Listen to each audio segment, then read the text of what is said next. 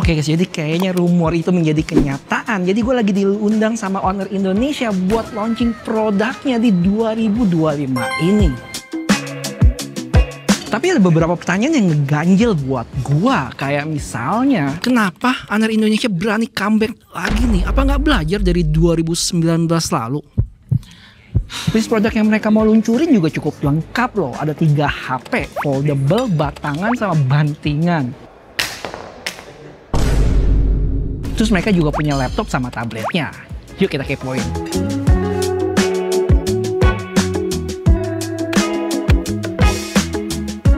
Oke, sekarang kita ikutin presentasi mereka dulu ya bentar.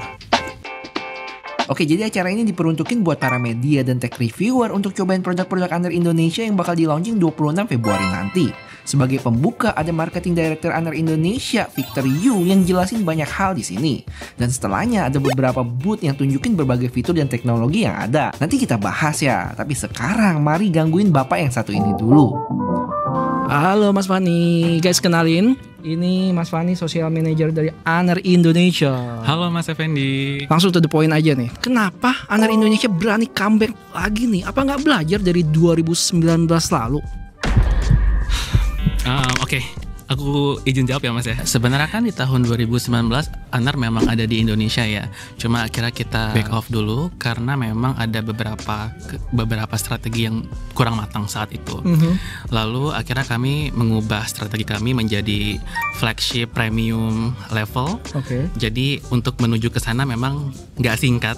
Kita butuh bertahun-tahun untuk developing inovasi yang lebih baik lagi dan bisa diterima oleh semua masyarakat. Jadi vakumnya itu untuk menyiapkan itu semua biar yang kali ini lebih jos ya. Betul, apalagi kan market di Indonesia tuh sekarang semakin berkembang ya. Kita lihat infrastrukturnya semakin baik.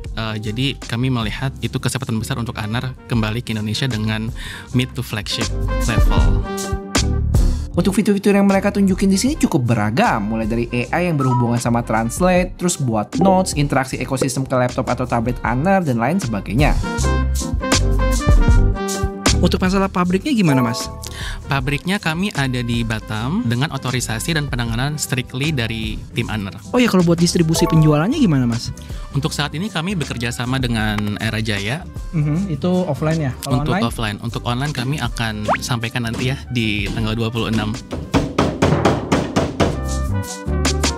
Yang berhubungan sama daya tahan HP-nya sendiri juga ditunjukin. Misalnya buat ketok-ketok ini, dibor, dicelupin ke akuarium, yang mana videonya masih jalan loh, sampai dimasak dalam air panas.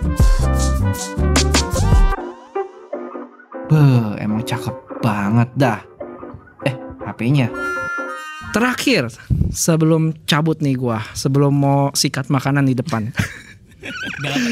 Udah lapar nih. Gimana service centernya nih? Ini penting juga nih, karena banyak yang tanya nih pasti. Oke, ya, service center itu pasti penting. Kami sudah menyiapkan 8 service center di kota-kota besar di Indonesia dan akan terus kami develop untuk tahun ini. Mantap, thank you Mas. Sama-sama Mas. Ini lumayan guys, kalau lagi sebel sama kehidupan, ajar aja. Depannya doang apa belakangnya boleh ya? Depannya doang. Tenang, depan gua. Belakangnya enggak ya? Betul guys, gue tahu video liputan kayak gini biasanya nggak banyak yang nonton, tapi buat kalian yang suka dan menurut kalian menarik, boleh kasih tahu gue dengan like video ini ya. Jadi kalau rame ke depannya gue bakal bikinin terus nih setiap diundang liputan acara. Thank you.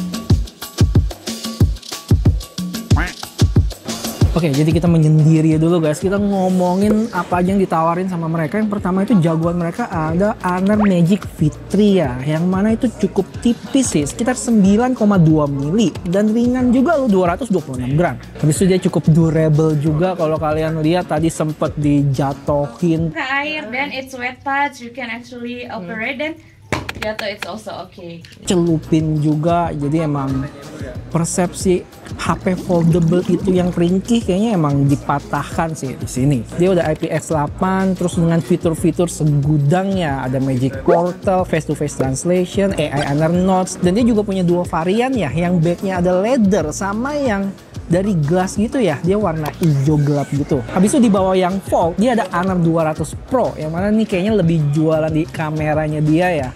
udah studio level portrait kamera yang dirancang bareng sama Harcourt. Jadi Harcourt itu adalah studio fotografi terkenal di Paris kalau nggak salah. Dan terakhir untuk HP ada yang namanya Honor X9C yang durable banget, tahan benturan, dibanting sana sini, bisa jadi palu juga dipukul ke paku, terus tahan air panas, tahan gores dan macam-macam deh. Gue punya ide guys, ini kan katanya kuat. Kita lihat ekspresi yang lain kalau kita banting ini guys. Let's go.